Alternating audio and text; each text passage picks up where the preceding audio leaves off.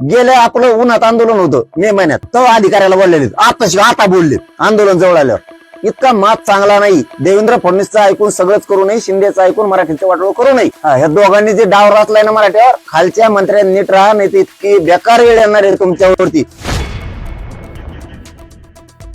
तर त्यांनी तिथं सांगितलं की आढावा घेतला आणि सांगितलं की अर्ज नाहीयेत, लोकात उदासीनता आहे, लोकांनी अर्ज दिले नाही असं सांगितलं त्यांनी. माझं मराठा समाजाला आव्हान आहे, हे आपल्याला मुद्दाम हिनवतेत, मुद्दाम नाव ठेवत. तुम्ही अर्ज दिलेले आहेत मराठा समाजाने, मला पक्का माहित. तुमच्या नोंदी सापडलेल्या असून सुद्धा सरकारनं किंवा त्यांच्या अधिकाऱ्यांना अर्ज स्वीकारून घेतलेले नाहीयेत. परंतु आता हेच आपल्यावर उलट बदनाम करतेत, आपल्यावर दडपशाही करतेत, दबाव आणतेत, खोटरडं बोलतेत की मराठ्यांचेच उदासीनता आहे, मराठीच अर्ज येत. उदासीनता आहे तर एवढे करोडो मराठी एकत्र येते कसे?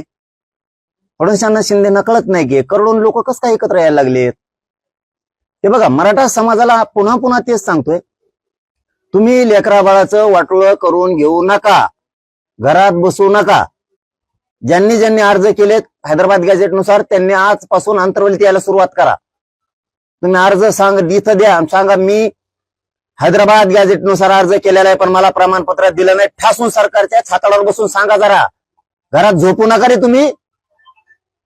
हे लोक हिनवायला लागलेत, आपणच त्यांना बसवलंय, ते अपमान करायला लागले आपल्या लेकरा बाळाचा.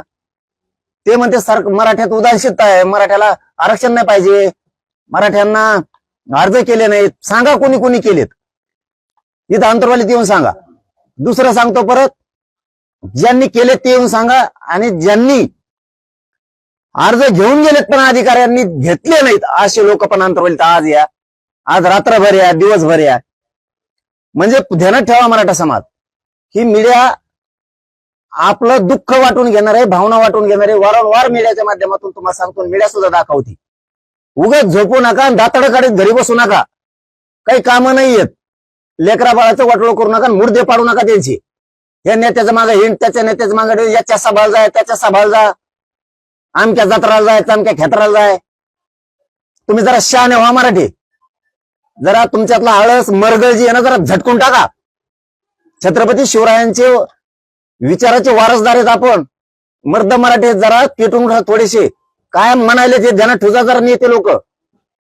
देवेंद्र फडणवीस सांगा तिकडून तसं विखे बोलायलाय, ते सांगायलाय की मराठ्यात उदासीनता आहे, अर्जच केले नाहीत. ज्या मराठ्यांनी अर्ज घेऊन गेलेत पण त्यांचे अर्ज घेतले नाहीत अशा मराठ्यांनी आज दिवसभर, उद्या पण, आज रात्री पण अंतर्वालीत येऊन सांगा मी अर्ज घेऊन गेलो पण दिला नाही, हो बघा अर्ज. दुसरं, ज्यांनी अर्ज दाखल केलेत पण त्यांना कुंडी प्रमाणपत्र दिले नाहीत ते पण या. तिसरं, ज्यांची नोंद सापडलेली असून सुद्धा अधिकाऱ्याने आतापर्यंत तुम्हाला कुंडी प्रमाणपत्र दिलं नाही किंवा अर्ज घेतला नाही. नोंद सापडल्याचा विषय सांगतो. आतापर्यंत हैदराबाद गॅझेटचा सांगितला, आता 58 लाख नोंदी ज्याच्या सापडल्यात त्या बांधवांनी नोंद असून त्याला अधिकाऱ्यांनी अर्ज स्वीकारून घेतला नाही. अशांनी नोंद घेऊन अंतर्वालीत या, नका घरी झोपू. तिकडं पश्चिम महाराष्ट्रातले मराठी, विदर्भातले, आपल्या मराठवाड्यातले, खानदेश कोकणातले मराठी नोंद घेऊन नुसतं घरी झोपू नका. इकडं मोटरसायकलला किक मारा आणि इकडे या, तेव्हा पोर आली की बाईचं कल्याण होईल. आणि सांगा ही माझी नोंद आहे, तरी द्यायनात. महसूल पुरावाच नाही म्हणतेत, कुठे तो वावशेळच जुळाना म्हणतेत. आता नोंद सापडली, महसूल पुरावा नाही वावरा, आम्हाला काय करावं मराठीने, आम्ही काय करावं?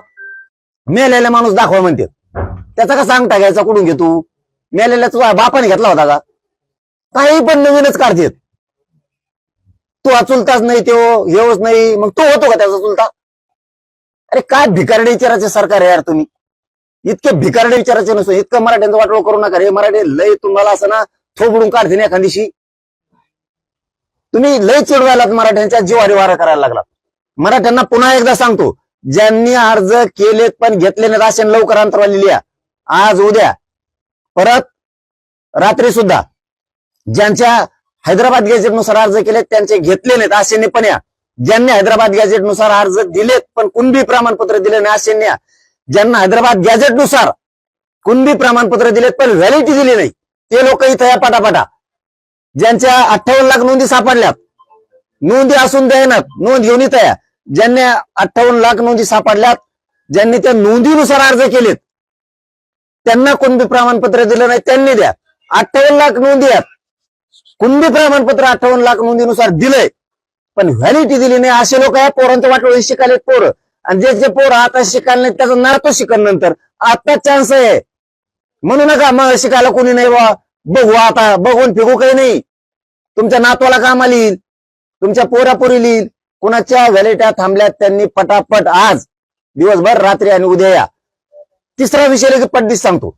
ईडब्ल्यूएस आणि ईसीबीसीतून निवडी झालेल्या पोरांनी आज दिवसभर, रात्रीतून या. तुम्हाला कोणाकोणाला निवडी दिल्या नाहीत आणि व्याज परतावे कोणाचे दिले नाहीत, त्यांनी एक अंतरवालीला आज उद्या किंवा आज रात्रीतून या, अर्ज द्या. अंतरवालीत पोरं बसले तिथं, मी दाखवतो यांना कस काय अर्ज नाही तर काय.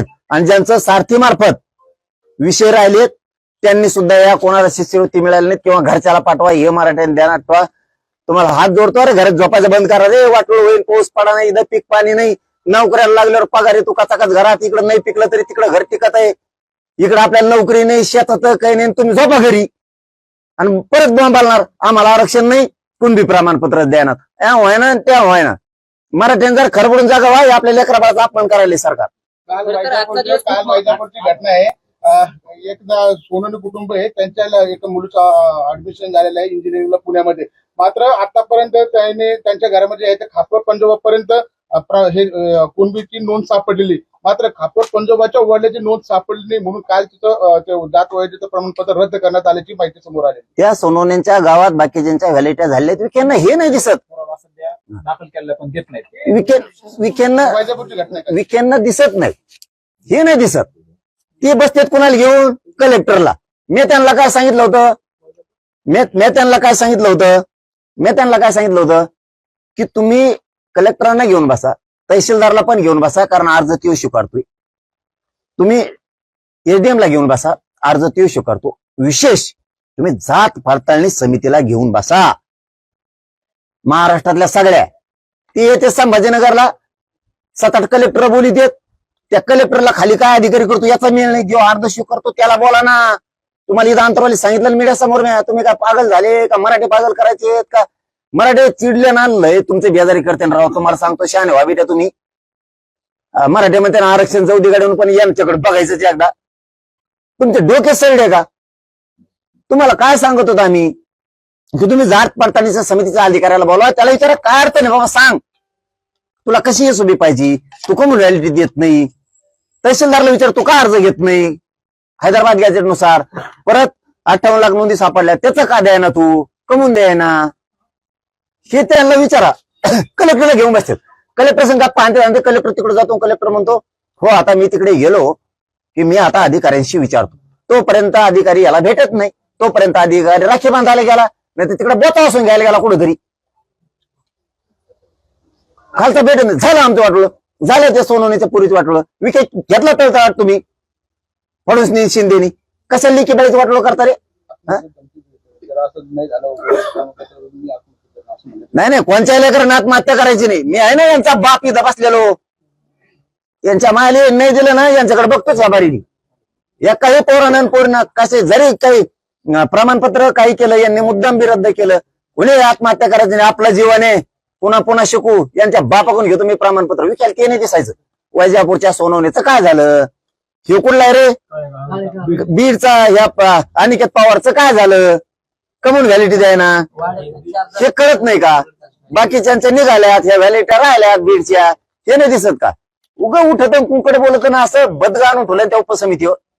त्या माणसाकडून लय अपेक्षा होती विखेकडून आम्हाला, हे नाव कमी म्हणून फटाफट सांगल. या व्हॅलिडिटी थांबल्या आहेत का पावत्या बीडच्या? आणि हा अधिकारी जाणार कलेक्टरला माहित नाही जात पडताळणी काय करते, कलेक्टरला माहित नाही तहसीलदार एडीएम काय करतो. आणि मग ते कलेक्टरला विचारणार, कलेक्टर यांना विचारणार, आणि मग हे त्यांना सांगणार. त्यावर 15 दिवस जाणार. गेल्या आपलं उन्हात आंदोलन होतं मे महिन्यात, तो अधिकाऱ्याला बोललेले आता बोललेत आंदोलन जवळ आल्यावर.